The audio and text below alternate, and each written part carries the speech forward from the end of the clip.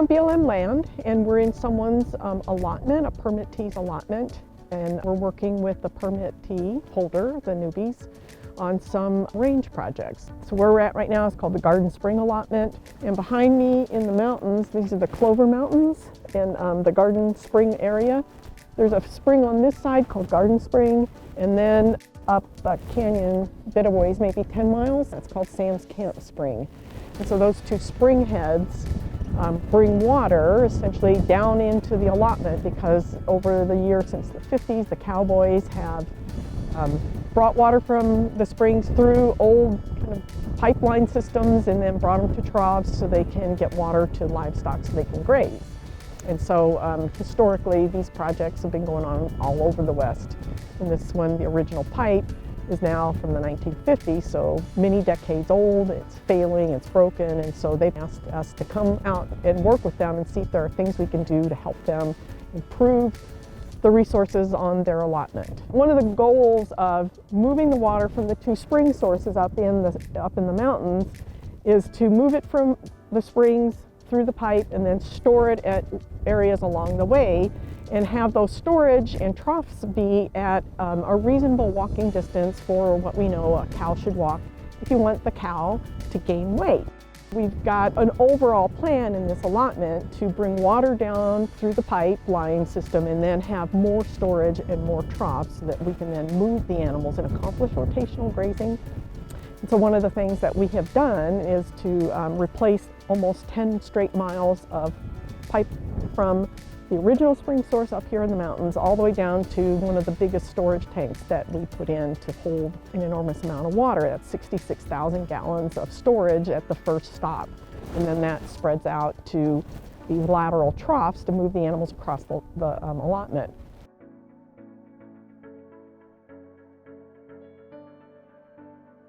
In the allotment, we have these two springs that are up to the north of us, and we're on the pipeline for the Garden Spring. The Garden Spring puts out 2 to 4 gallons per minute, or it did when we were first here. Historically, that's the output.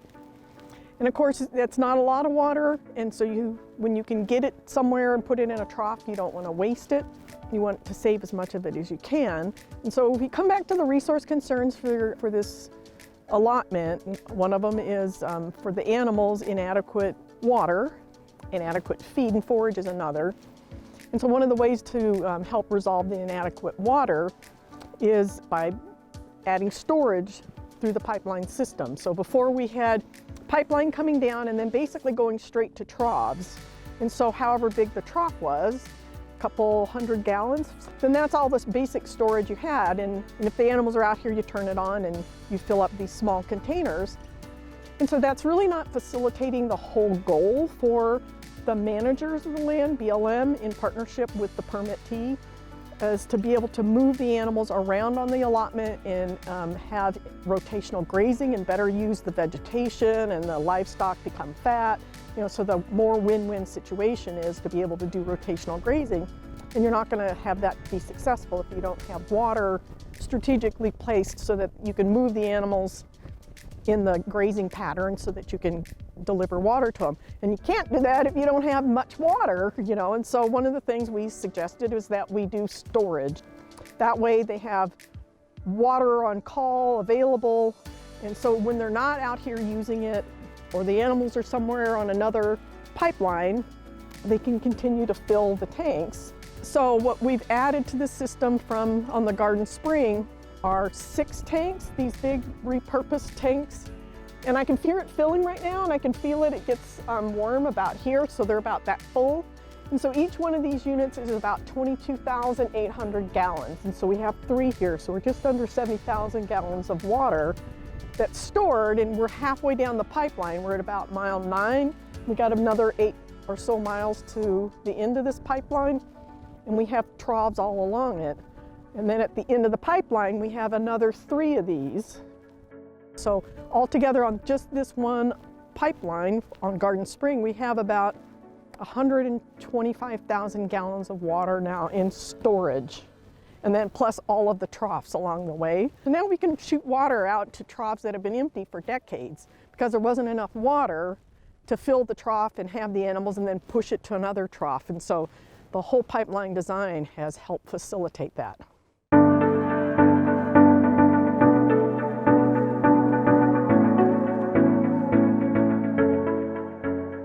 The fire history in the Mojave Desert, being a hot desert, is non-existent. Fire is not the natural part of the system.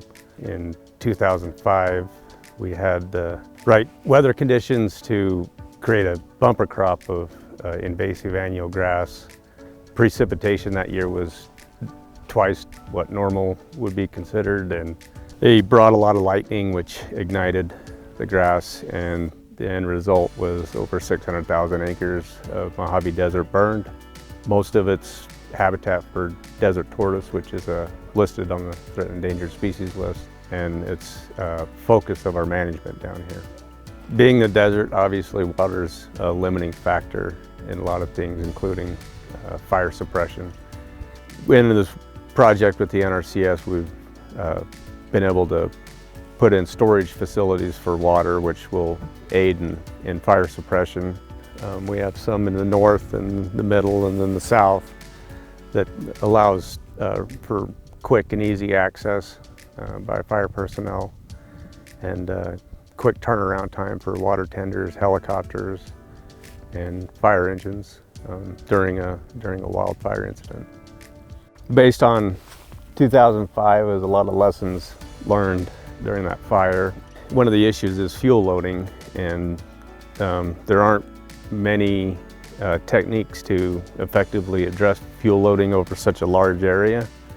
And as of current, grazing is the only tool we have to address fuel loading in the system over a large area.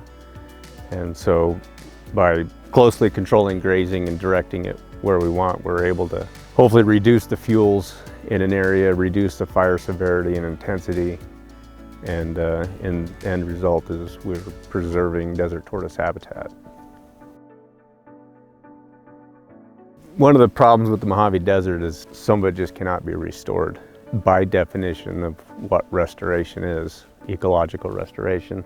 And the reason is because these plants are no longer in a climate envelope that allows them to sexually reproduce. So they're not reproducing, they're not propagating. And so once a fire moves through, and it's the plant known as blackbrush, once it burns off, it doesn't come back.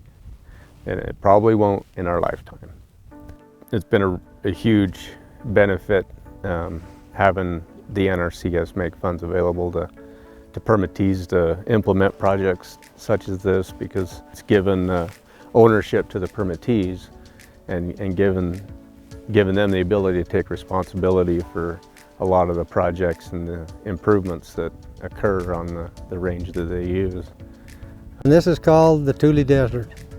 It's a beautiful area. I've ranched out here for going on to 35 years, and the landscape never changes, but we try to make the interior of it more fruitful for wildlife and for our cattle, and so water is a great commodity.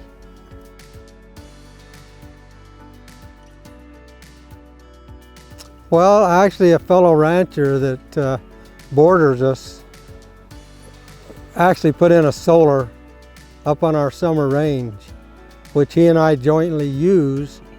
And he got this done, and I didn't even know he was doing it, actually. And one day I noticed, the solar, I went by it. It's kind of in a remote area. And I called him and I said, hey, what do I owe on my share of the solar? Didn't know what to expect. And he said, nothing. And I said, really, that's a great deal. And so then he explained to me what NRCS was and what they did. And so that really piqued my interest. And so I looked into it because I had things down here on our desert winter range that I wanted to do some similar things with. And so that's exactly how I got started with it. And it's just been unbelievable that we can get accomplished what we want to and actually have our taxpayers' dollars helping pay it back. Well, we have a couple of springs, and it's always a problem to keep those springs flowing and in the pipeline, and so through the years we've had to redo pipelines, and we fix a little and then we and something else breaks. And so we wanted to have a project where we could put in a 9-mile stretch of brand new, really heavy pipe, rubber pipe, and we asked if they had help for those kind of things. And they says, yeah, we do. What else do you want to do?